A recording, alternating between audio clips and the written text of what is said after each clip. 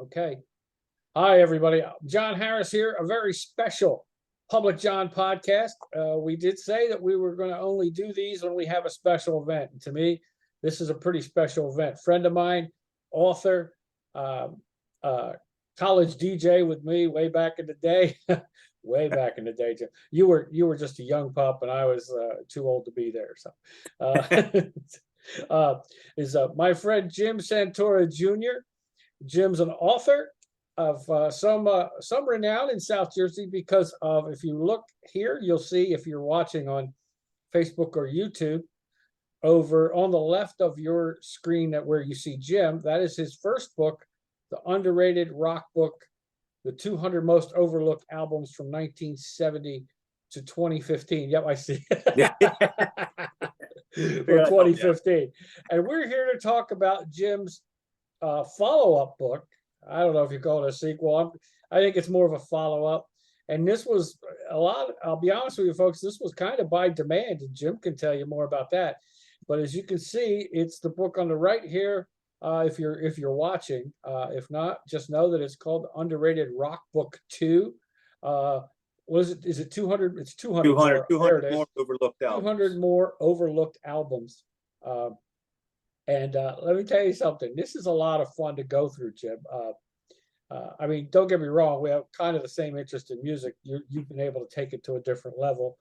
But when I started reading your book, the first one, and then again here, I'm having a blast. It's fun. I'm having a blast. It's a lot of fun just listening. To be honest with you, some of these songs I'm looking up, and if they're on iTunes or something, I'm saving them. Some of them are like, this is pretty cool.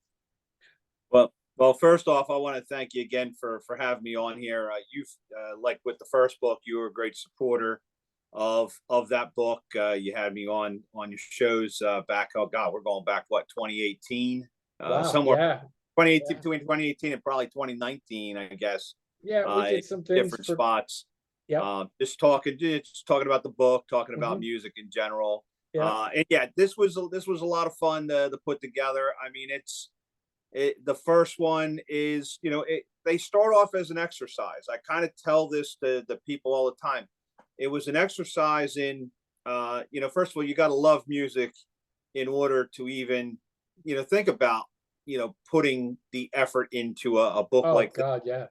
And, my thing was always, always looking at, the lesser known albums or the ones that just kind of get lost in a popular band's collection.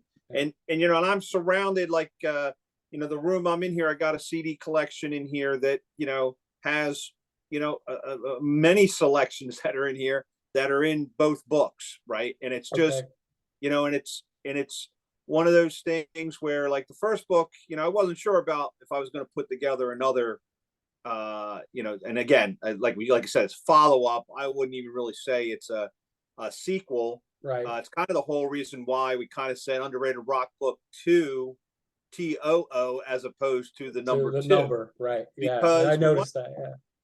As I'm putting this book together, one of the things I'm sitting there looking at is, you don't necessarily have to get the first book to, then get the second book. You could start with this. You could start with this new book and then go back. I don't think it's not in sequential order, right? Yeah, there's not a right or wrong way to do it. But it's an exercise. I managed to do it twice.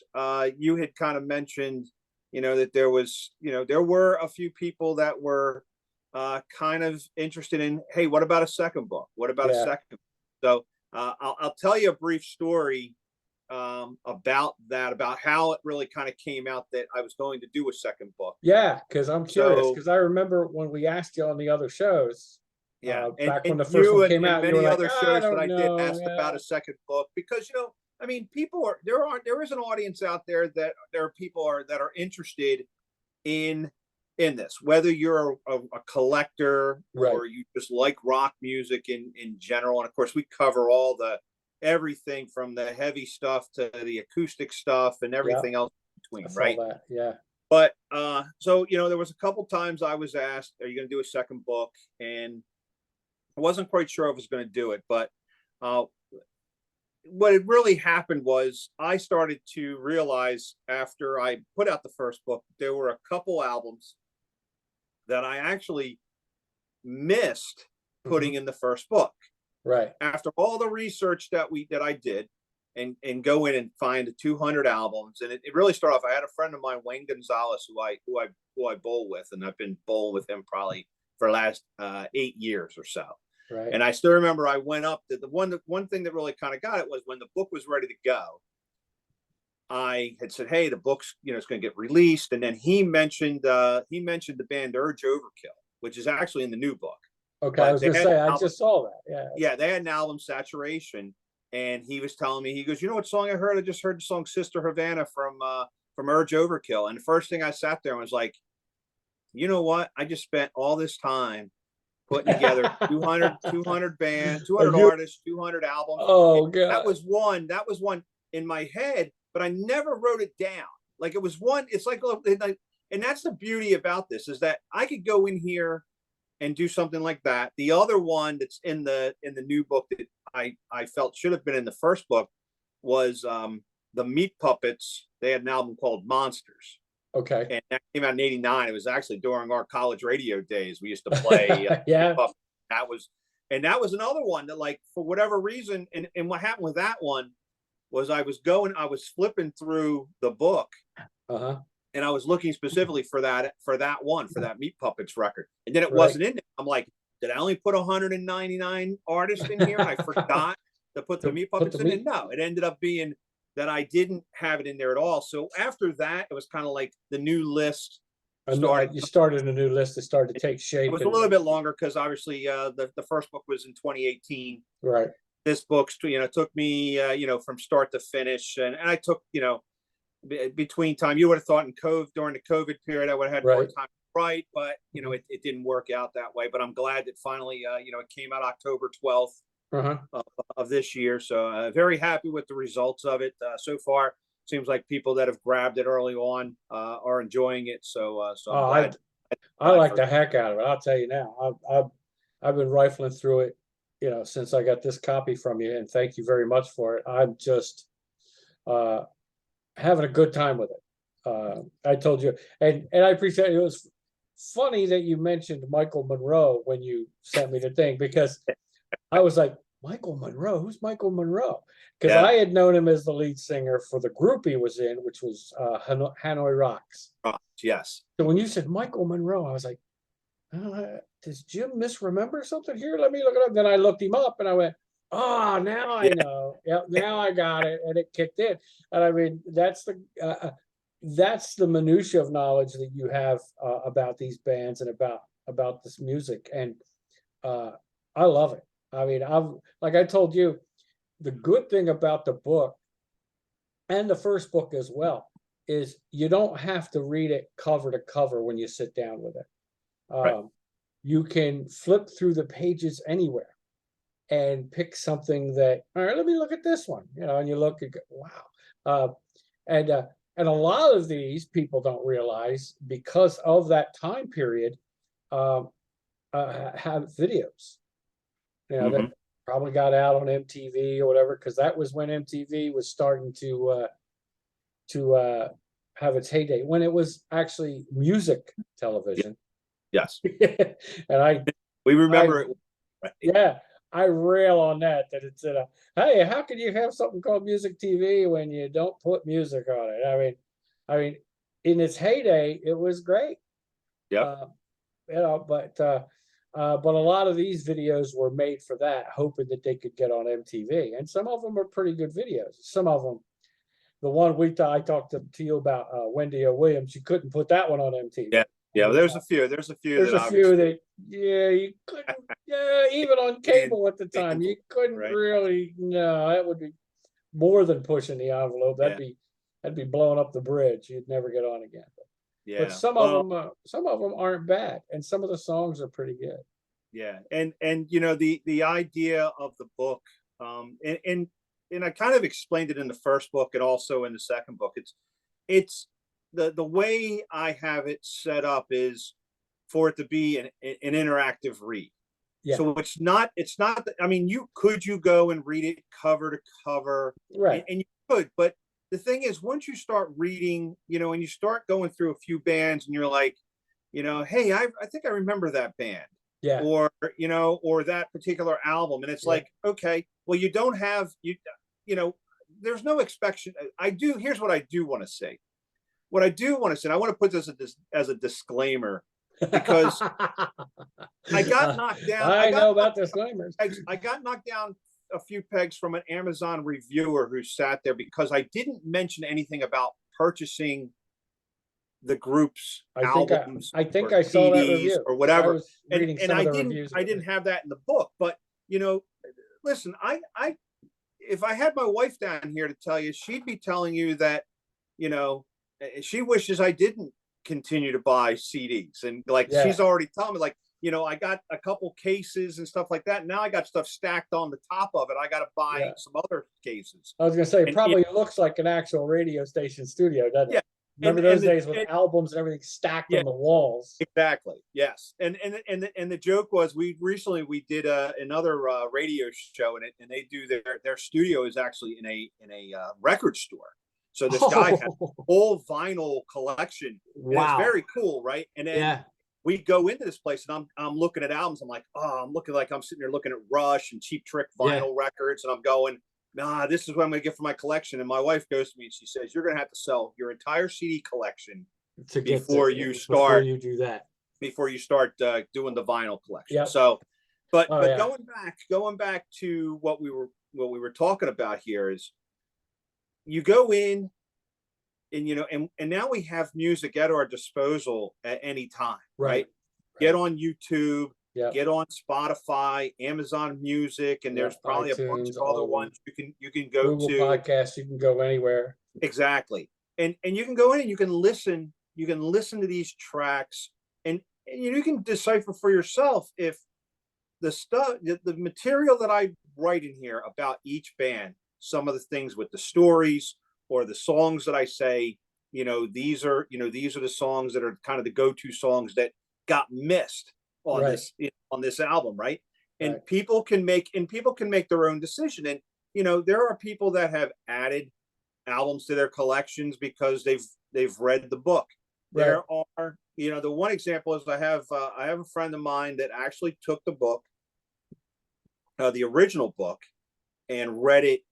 He read the whole book, but it took him a little over 2 months to go through everything, because he literally was going through artist to artist and listened to every artist that was on there.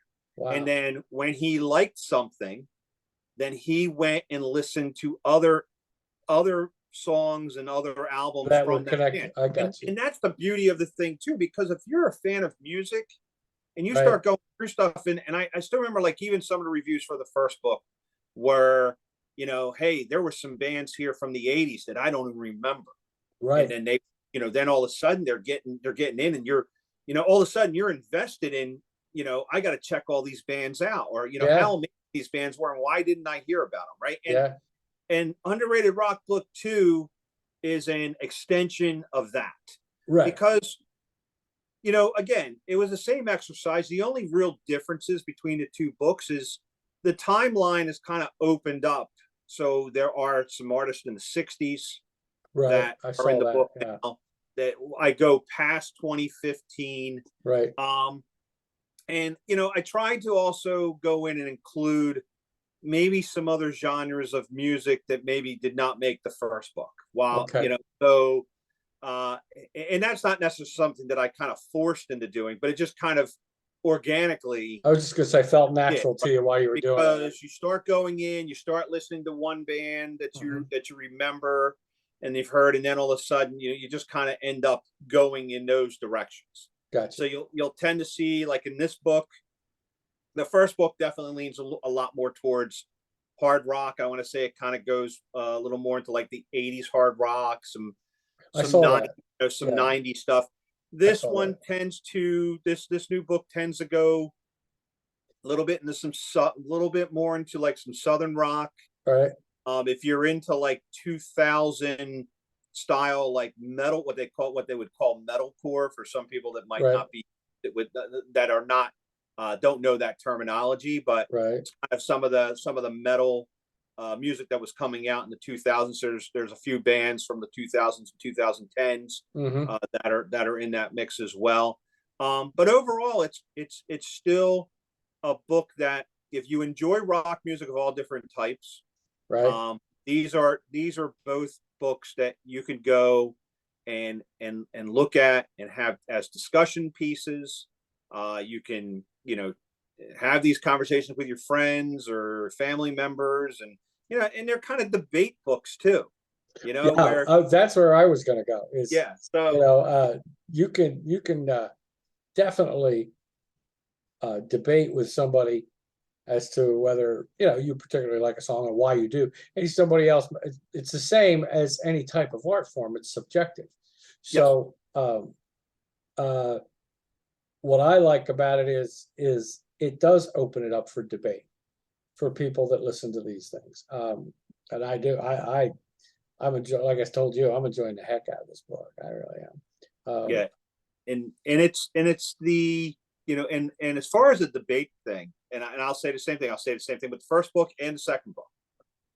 I I am probably, I am not, this is not a be all end all like book. Like I want people to come back to me and tell me Hey, that, you missed hey, something. Hey, did you the ever hear of this guy? The Deftones album that you selected in Rock Book, underrated Rock Book 2, that's not their most overlooked one. It's this one, right? Right. Yeah, That's the kind of stuff that and that's a healthy discussion that you can absolutely. have with people Absolutely. with stuff. So Yeah. and that's why, like, when I do shows, like, coming here and having conversations with you and stuff, and we can talk about different stuff and we can agree or not agree, Right. but Right. it's still a healthy discussion at the same time. It's both, two people, That are enjoying music, music. and that's the bottom line And right that's, yep. And it's so subjective, like we said, that you're going in tackling it. You're going in to listen to it. And you don't know if you like it or not until you listen to it. there. And I like the book because well, like one thing is you can flip through it. Like you said, it doesn't have to be finish the first one, go to the second one and read it Yeah, straight right. through. You don't have to do that. Um, but let's face it, the underrated part is the part I like. It's like the old B-sides to 45s. Yes. You got the hit on one side and you Hmm. got the B, where people would buy albums because two or three hits were on the, on the one side. And if you ever looked at the vinyl, you'd see that the one side was played all the heck and the other side was pristine. I mean, um, and what I like about it is the fact that they're not the well-known songs. You know, uh, Right. Anybody can go out and go out and buy AC/DC and go out and find some Stones, or go out and find Fish, or the Dead, or whoever. You can go out and they're easy to find. Hmm. But uh, things like this, like 24 Spies or Wendy O. Williams, or Airborne, who remembers those? Who even knew about them? And you start listening and go, hey, you know what? These folks can play some serious music. They could really play. And you Hmm. really start to like music that you never even knew about.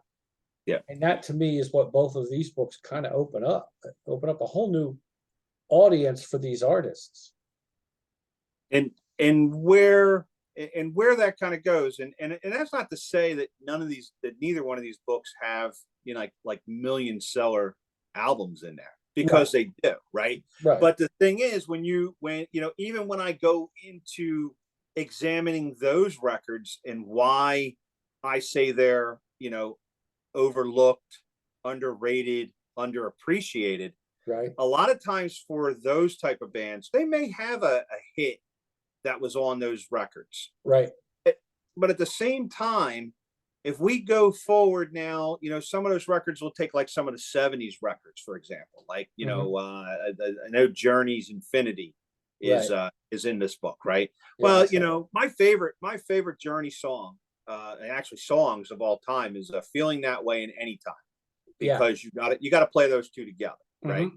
It's kind of Yes. sac. I went on another show and I said it's sacrilegious to play them. At the division. It's separated. You can't play one and then wait Right, and and I play believe one. Wheel in the Sky is on that album too. Right, Okay. but Oh, okay.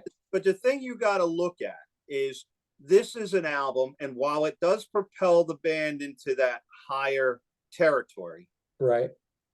their best, or I shouldn't say their best stuff, but their peak Hmm. was just coming around the corner when they hit the 1980s. Okay. You know, Yeah. they start like the Eclipse record, so it's it's like I think it's what is it, any way you want it, it's like a Right. big hit, Oh, right? And huge hit then for what them. happens Yes. after that?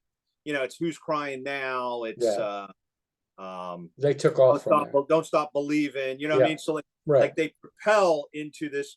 So when you start looking at Journey the band, Hmm. and you start going, okay, well, what are their most popular albums? What are their most popular songs?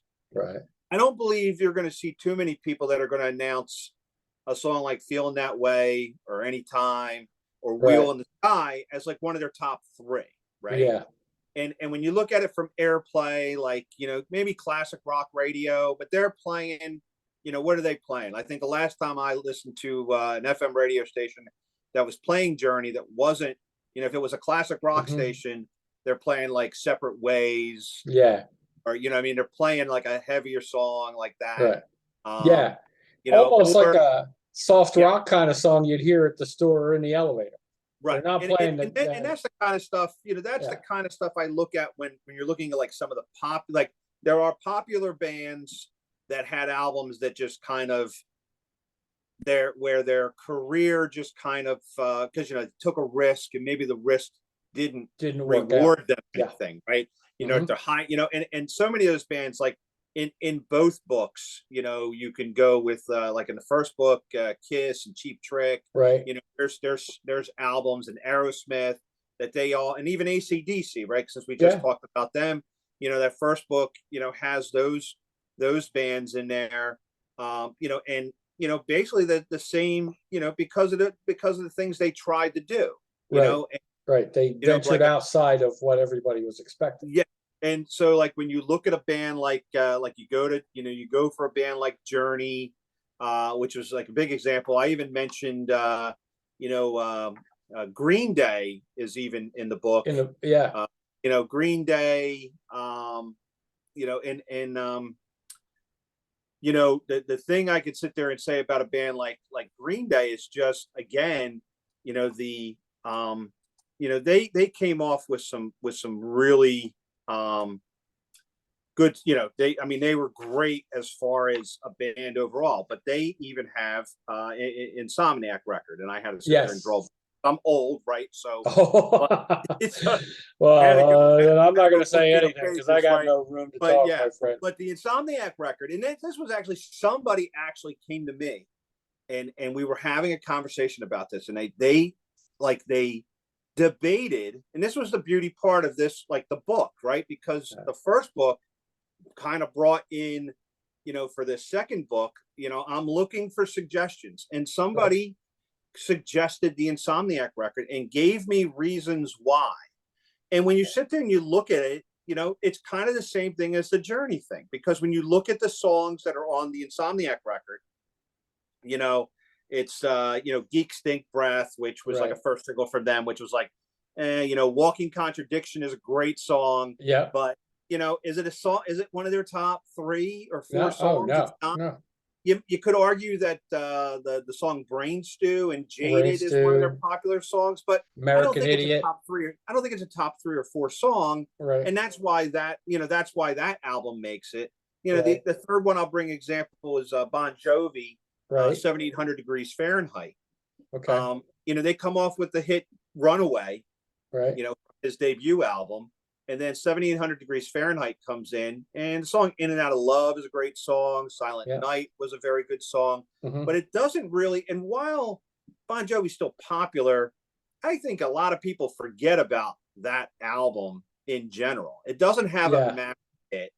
His most popular stuff outside of Runaway, his most popular stuff comes right after 7,800 Right. degrees Fahrenheit, Yeah. particularly Slippery When Wet and the New Slippery Jersey When Wet album, was huge, and stuff New like Jersey that, was big. right? Yeah. And Slippery When Wet was basically what made Bon Jovi, because that was an Right. ultimate. That one was the one that How he many took hits, off. you know, Yeah. how many hits that still get on the radio today, right? Today. Yeah. So those are, those are kind of bands that, as far as like extremely popular bands, kind of make this list. Yes. And the other bands that are in here are, some obscure albums that, maybe right place, wrong time, or Yeah. Well, some I of the. saw. I'm sorry. No, go ahead. I saw the what you were saying, and looked into a little bit about Wendy O. Williams and the band that she was in, and they had apparently reached a Plasmatic. peak. Yeah. Plasmatic, right? Yeah. And apparently reached a peak. They weren't going to get any further with what they were doing. Right. And then, of course, she broke off. And of course, a lot of people don't know what you put in the book too. There's all these smaller facts. Is that you know, Gene Simmons jumps in and starts to take over her career a little bit, and gets some help. But you're right. Then her style changed a little bit to Yeah. more of a Kiss sounding instrumentals. Yeah, behind it. not that it was a bad thing. That Wendy Williams record, kind of, it was her finally stepping out as her own. As her own self. Yeah. Obviously, the Plasmatics as a band, she still was the focal point of that band, Right. because they were, and they were kind of all over the place, and they were more of a, I want to say they were more of a punk band than Right. than a hard rock band. Yeah. And then But Gene they Simmons were took more, her in a different direction. but they were known more. But the Plasmatics were known more for the stunts they did Right. Than than the some of the music. music that they Yeah. put out. Right. So Yeah. this Wendy O. Williams record, the Wow record, Yeah. was something that kind of put her out in the forefront and kind of got her out there with the, a lot of the hard rock 80s Yeah. bands that were out there. And of course, Gene Simmons, at that time in the 80s, there were quite a few bands that Gene took under his wing. Right. A few others that like Jafria was one band. Okay. Keel was another band that he kind of found and kind of got him. In fact, Keel's album, "The Right to Rock," is in Underrated Rock Book 2. That's a great album. But Gene had more hands-on stuff with Wendy O. Williams record, and of course Paul Stanley and Ace Frehley, I think. Or Ace Frehley, who actually wasn't even in Kiss at the time, right? Still was in there and lent his hand to some stuff. Yeah, but you can definitely tell the Kiss feel on that album. Yeah, but it's not you can tell. It's not one of those albums where it's a hinder. Right, where it's where it's kind of it's a good sounding record. She sounds good. I was gonna say she sounds good, and because she sounds good, it is not overbearing Kiss. Do you know what I mean? Right. Like you can tell there's a little more than subtle in its similarities, but it's not drowning you in a Kiss type format. You know what I mean? Right. I agree. At least that was my take on listening to some of the songs in it. Yeah, I mean, the only problem with what happens with a Wendy O. Williams, with like so many bands, and it doesn't whichever decade that you're in, and the genre of music that's there. Yeah. There are the bands that are the top tier. Right. You have the middle tier bands that can kind of survive, and make a career out of it. And then there's the other ones that I always said that kind of got lost in the shuffle. Yeah. Wendy O. Williams was kind of one of those. She got the 80s. She just kind of like in that bottom. And also I think, a lot of the 80s hard rock female artists didn't always get a fair shake. Right. I think it was at that time that hard rock 80s hair band. It was all that, They had the hair guys, and it was pretty much Rad, Poison, and all those guys. Yeah, I mean, I think it was very dominated, and the bands that outside of the occasional Lita Ford, I was just going to say Lita Ford or something. There was the Wendy O. Williams or Vixen, and I'm trying to think. There's a couple other bands that that I'm Well, to me, the my only head my ones, mind's not going, but I know what I want to say. But it's just I that know what you're saying. unfortunately, it really took. You didn't really see a lot of the female rock artists Right. really kind of do something until like the '90s, Right. right? When all of a sudden it seemed like Joan Jett the and the bands. Blackhearts came Yeah, well, in. I Chrissy mean Joan Hyde and the Jett was the Pretenders. '80s, but when you Right. go in the Joan Jett '90s, was the 80s. You're right. right? But when you go right, I mean, and actually they were kind of that early part. So you had the Joan Jetts and the Pat Benetars, Right. and even Heart, even though they're a '70s band, and those were kind Right. of core, but really they were kind of more in that classic rock Right. vibe, Especially Heart. not You're right. Yeah. necessarily not necessarily that hair band stuff. But Right. when you get to the '90s, you started seeing some artists that definitely took some leaps, especially in like some of the hard rock stuff. And you Yeah. had bands like Hole and L7 and Oh, Hole was actually and from really another good. side, Yeah. Juliana Hatfield and stuff like Hmm. that, where there was a little bit of popularity there for some of those bands, even though some of it might have been short lived. But I think Right. they were definitely in a better place than like the Wendy O. Williamses of the Yeah. world. Like Blondie. Blondie was, Yeah, Blondie was another one that kind of yeah. was at top tier there for a while Yeah. until they broke up. So Till they broke up. Yep. yeah, And yeah, you're right about it was predominantly, I mean, probably 95%, if not higher, male dominated in that era. And yeah, I agree. yeah, it was probably tough for a woman or a female to actually be in one of those bands, let alone lead it, like Wendy O. Williams or Mhm. same with Blondie with Debbie Harry. I mean, they probably had some fights on their hands to get their stuff even noticed.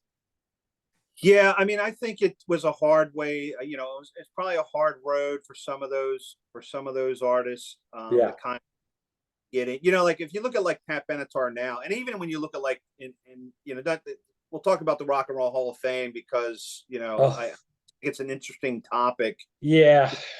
Yeah. When you look at the artists that get put through, Yeah. there's a lot of great female artists, and it was great to see Pat Benatar get in Yes. because I think Pat Benatar, when you look at what she did in the early '80s, I think she's got a period there of a good 6-7 years, probably throughout the '80s. Though towards the end of the '80s, she probably tailed off a little Tailed off bit a little bit. Yeah. career wise. But Yeah. at the very take those first 5 years, 1980 to '85. And she killed She's it. probably one of the biggest. She's probably one Yeah. of the biggest female rock artists in the world at that time. Yeah. Yeah. And and it was very kind of a kick in the face every time she got nominated for the Rock and Roll Hall of Fame and didn't get it. And and I always, my argument is, Joan Jett got in before her, Yeah. and I don't know. And listen, I'm not Joan Jett's the Joan Jett record album, which is in the Underrated Rock Book too. I Right. think it's a great record. I think Right. she does a very nice job. It's not an album, obviously. She does I Love Rock and Roll. Then she comes out with that album. It doesn't exactly, like the They world. don't mesh. Yeah. They don't mesh, but it's a different record. But the problem with a Joan Jett was that a lot of the songs that she had that were hits Hmm. were cover songs. Yeah. And Yeah. I don't take anything away from, because listen, there's been plenty of artists from like the '50s and Sure. '60s that did all That did the cover same songs. thing. I mean, But when you sit there and look at it, and then you look at stuff that Pat Benatar was able to do, and that's where I kind of see where sometimes the Rock and Roll Hall of Fame, and I'm not saying Joan Jett shouldn't be in the Rock and Roll Hall of Fame, because listen, right.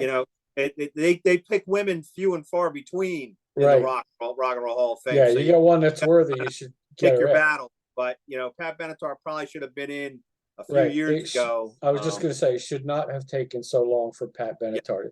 Is Lita Ford in?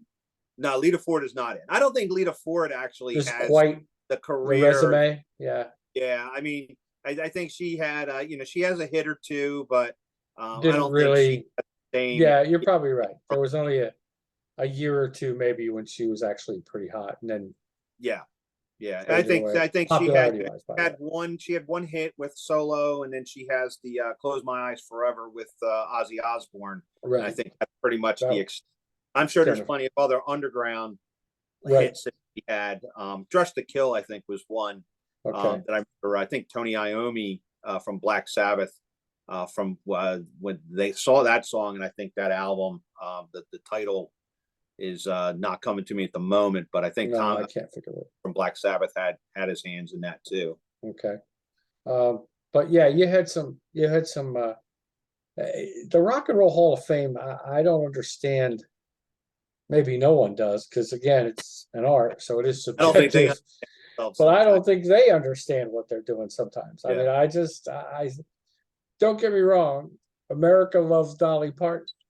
Dolly Mhm. Parton is not a rock and roll artist. Okay. I mean, If you're talking Music Hall of Fame or you're talking Country yeah, Hall of Fame, Dolly Parton's got to be in those.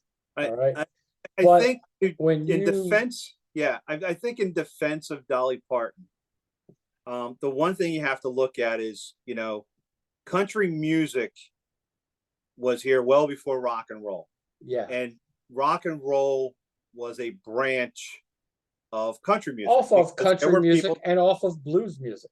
right, and off of blues music, right? Right. So you take the combination of two, and and that's where the branches really kind of start, right? Right. Those two.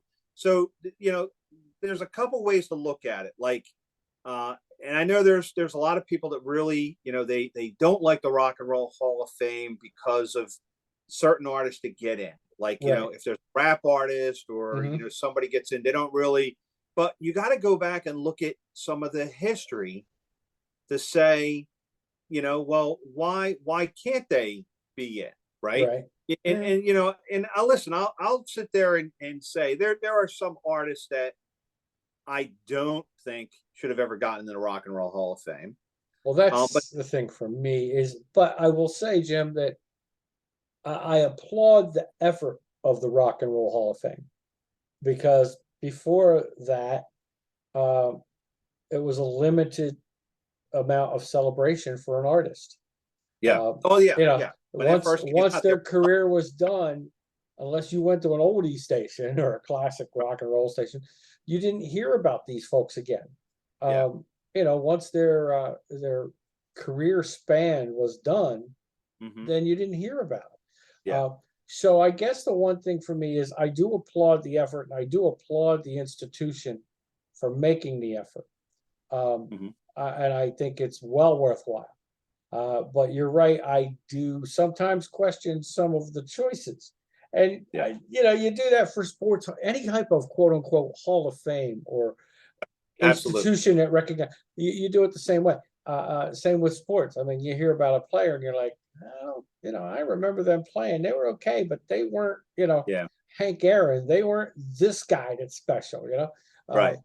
So I yeah, it's always subjective, I guess. So I do applaud the effort, but Yeah, sometimes you got to question the choices a little bit and go, I will say that the equivalent to some of the selections in the Rock and Roll Hall of Fame are like the selection, like, so remember when Harold Baines got into the Rock I and was Roll just Hall of thinking Fame, right? Harold And Baines. listen, He barely I got love I 3,000 love Harold hits. Baines. Harold Baines, he was a good hitter. He was a Uh, good hitter. He had a long right. Had a he long played for a career. long time, right? And Yeah. he was a good baseball guy because everybody loves Harold Baines, Right. right? Everybody loved So, Harold Baines, but was but Harold Baines a Harold Hall of Baines Famer? Harold Baines never won a category in No. any baseball statistic Nope. He was never the whatsoever. best batting average, didn't Was hit the most never a homers, never multiple. had the most RBIs. Was never a multiple Nope. all-star player. All that stuff, No, right? never So won an when you look, MVP, was never in but the when you running look for at the, anything like that. but when you look at the Rock and Roll Hall of Fame, that's Yeah, the kind of stuff. A lot of times you got to look at some of the criteria right, to say, and the arguments, the same arguments could be said. I mean, really, when you look at the Rock and Roll Hall of Fame, it should really be based on, what that band has done, in the course of right. their career, right? Yeah, So it's, their obviously longevity means something. right, Having hits, so having album hits, right. singles hits, and then I think the third part is influences.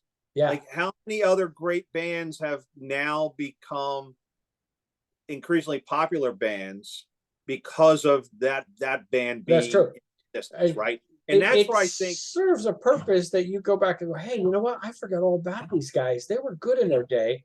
And yeah, now we can go and look them up and go, oh man, I forgot how good yeah, they were. So yeah, yeah, it don't get me wrong. I applaud the effort, and I applaud the fact that it exists. I mean, I wouldn't say, "Oh, it's so terrible that it shouldn't even Yeah, exist." No, that's not where I'm going. I'm just saying, and you understand. It's like you brought up Harold Baines, perfect example in the sports world. yeah, yeah. There's a lot of Harold Baines. There are a lot of There's a Harold lot of Baines Harold Baines Hall of in the Fame. Rock and Roll Hall of That's all. Fame. Though Dolly Parton doesn't look anything like Harold Baines. Dolly Parton still looks great for a I was 75-year-old just going to woman, say right? 75-year-old woman. So he says, well, it's a lot of makeup. Yeah. Okay. You know, I I mean, mean, there's, God bless her.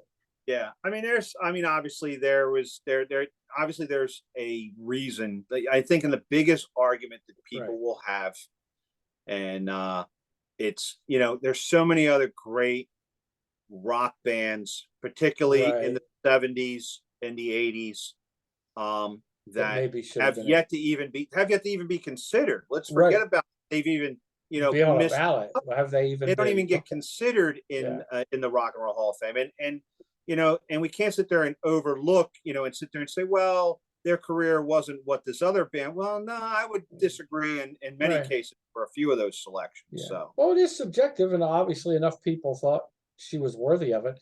It oh was yeah, funny yeah, because she said in the beginning that she she felt didn't kind of funny. she didn't want it. She didn't want to get. She wasn't going to Right. accept it. She wasn't going to accept it. And then I think somebody from the Hall of Fame talked to her and convinced her that, you really were, in a sense, probably for the reasons you gave, is Yeah, that you really were essential in us being able to continue with rock and roll back in the day. yeah, So, right. I think that's a great thing. Um, we're going to wrap up in a couple minutes, Okay. but I wanted to get the. I just wanted to get this out because I love this book. I like the first one. I like this one. You're right. It's a continuation, but it's not. It doesn't have to be. Right. I mean, it's it's more It, of a supplemental if you want, or it's like you said, it's more of the same, but with different. You know, it's more of the same subject matter, yeah, but and you definitely get a lot of different music, and and a lot of it I've looked up has been, oh my gosh, and and, some and of it you're I getting remembered us the same. playing.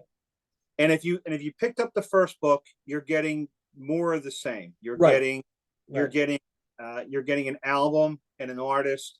yep, Again, hmm, picking up on the same rules apply. So there wasn't, a second album from another band that was selected. This right. is 200 additional artists with Additional artists and 200 additional records. albums.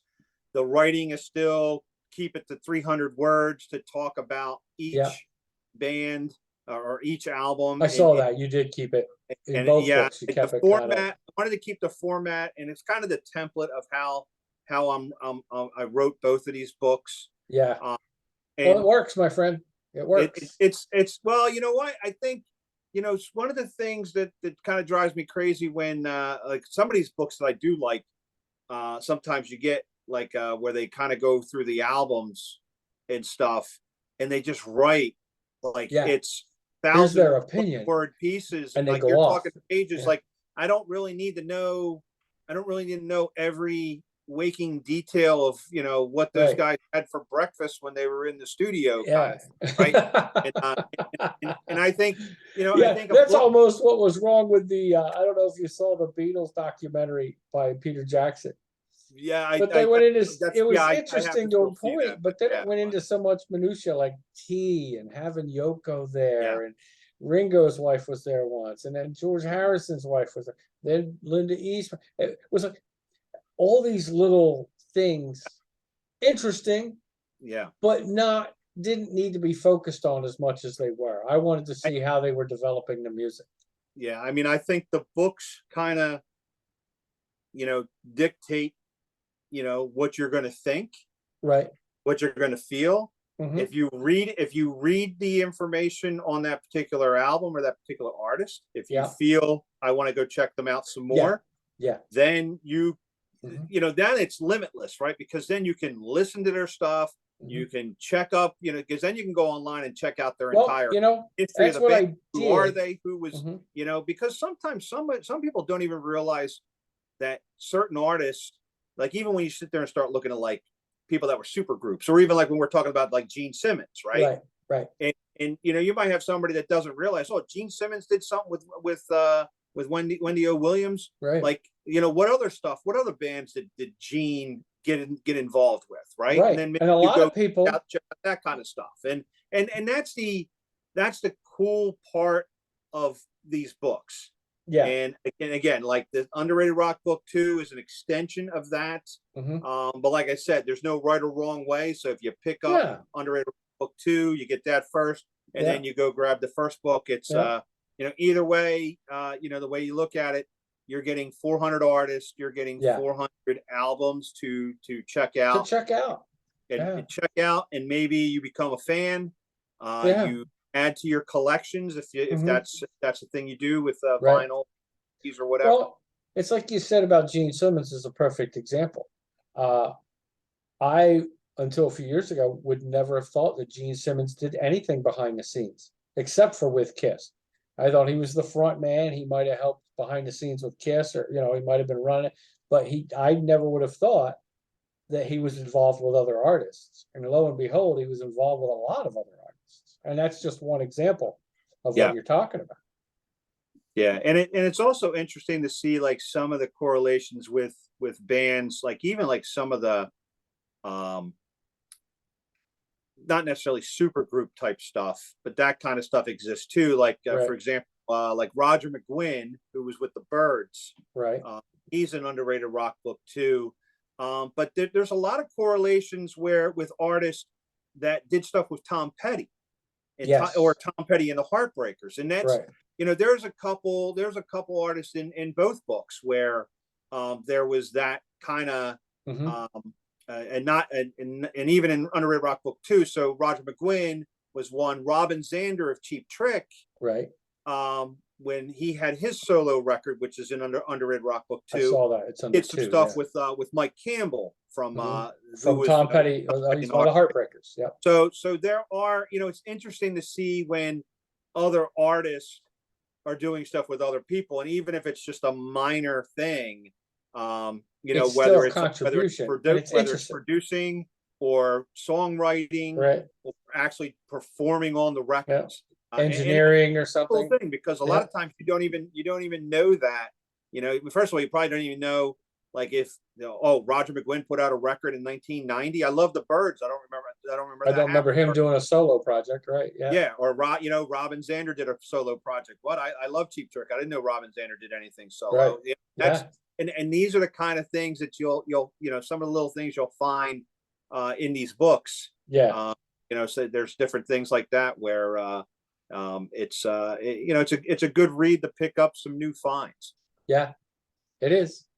Well, my friend, we got to about wrap it up, but I will tell you that I want to thank you for two things. One, for coming on, giving us the background, the detail, but number two, for writing both of them in the first place. I'm enjoying it. It's very recreational for me because, of course, I like music, and you knew that, from our old days in college. Yeah, well, but we had some fun back in the day. So yeah, we did. And what I like is, because of where we were, we did have some freedom to play what we wanted. Nobody told us what we had to play. There really wasn't a playlist. Like when you get into commercial radio and stuff, we had the ability to go in and look at it and go, hey, that looks interesting. I'll play this one next. Or if you had a song in your head that you'd heard, you could go, you could even bring stuff in. Yeah. And that was great. You could bring in your own music if you wanted to. That was, yeah. I was going to say that the best part of that was the ability to have, and again, we were still using CDs. We're still just kind of we're just things. coming We were out. still using vinyl, right? Vinyl and but all these new records come in, yeah, and you would get every underground band or every band just looking to break in, and college music was where that was. And I got influenced by so many other, because prior to that I was a big heavy metal, hard rock guy, and liked a little bit of new wave music. to kind of keep things interesting. But there was so much other music that we got our hands on, that you just became, it didn't matter. Like pretty soon we're putting playlists together where we're playing heavy metal songs. We're playing Metallica, and then we're playing like the Smithereens. I was just going to say, you didn't have to necessarily transform into the next thing. Like I could play a blues number by Clapton, or I had gotten a hold of us at the time, some Robert Johnson stuff, and I'd play an old Robert Johnson blues tune and introduce it. And then this is the guy who was the real guy who really started popularity with the blues. This is the guy. And then, like you said, a couple minutes later, play AC/DC, Highway to Hell. It's like, did those two things go together? Absolutely not. Play a little heavy Van Halen. It was things you could do that you probably shouldn't have been doing, because they would have never let us do. We would have gotten a regular rock any and roll FM station at any time. I mean, any solo show I had on, every time people knew it was me, and they would say it, is because I always played the Lumberjack song from Monty Python to open the show. It's telling you I'm doing whatever I want to do. And that's how it always started. Okay, folks, hang on. We're doing what we want to do. Am I cutting down trees in women's clothing? If I want to, I am. If I'm playing blues, that's what I'm going to play. Enjoy the ride. And we did. And that's I'm glad to see that you have been able to continue that passion, that you still have that passion, I should say, and have been able to continue acting on it. I listen, and I do some stuff as I can. I'm starting to build some media stuff back up. So I'm still interested, and I still listen. But I'll tell you what, these books bring back memories of what we used to do. The songs bring back memories as well of the time period, and that's the thing. Here we go, folks. Here's a time period, and if you listen to the song, you might just remember it, or at least remember the artist. And you'll have some pretty good memories. I mean, when I put in a couple of things, the Airborne song, you made a note, and when I listened to the one song, I actually listened to two of their songs. They did both sound like the style of AC/DC. Yes. And one guy, the guitar was dead on Angus John. I mean, he was Angus. Yeah. I mean, he was trying to be Angus, and you could hear it. Yeah. You can hear those influences, and that's just the beauty of it. Where some people may have never heard of that particular band, and and that you like AC/DC. You're going to like them too. Very very similar vein from Australia. Kind of has that AC/DC stomp. So and you're going to like their stuff. I mean, will you like every song? No. But do you like every song AC/DC ever put out? Probably not. No. So, well, Jim, thank you very much. Folks, if you're watching this and you say, hey, I can't watch the whole thing, I want to listen to it. Remember, you can watch this. We're on Facebook. We're on YouTube. Just look up The Public John on YouTube and it'll come up. Also, Google Podcasts, Spotify, and iTunes, as well as on Simplecast streaming radio. Just plug into Public John, and this show is going to come up for you as well. So you can listen to it in the car if you want, if you're really interested. But I'm going to tell you, my big thing is buy the damn book. All right. It's a great book. And if you don't have the first one, get that one. And when you're looking at Jim here on the screen, if you're actually watching the video, the first one is the one on the left, Rock Book 200 Most Underrated Albums from 1970 to 2015. And the cover of the book on the right is the new one that's out, Underrated Rock Book 2, which is 200 more overlooked albums. Get them, have fun with it. If you like music, you're going to like this. You can look up the songs, and like we said, you don't have to read it straight through. I've looked up some of these songs, and a lot of them have videos on YouTube, or when you go to Google and you plug in the song name, the video pops up. So you can see it if you want to see it and hear it. A lot of them are available on iTunes, Amazon Music, things like that. So if you like a song, get it, please. But read these books, because I'll tell you what, you're gonna thank me, and you're gonna thank Jim for writing them. For my buddy Jim Santora Jr. And everybody watching, all the folks here at Public John Media, which is basically me. I'm schizophrenic. But really, there are a couple people that help me out with some things. So for everybody here, I want to thank Jim, and hope to see you soon. We may revisit this, my friend, in a whole different show in a few weeks or something, if you're up for it.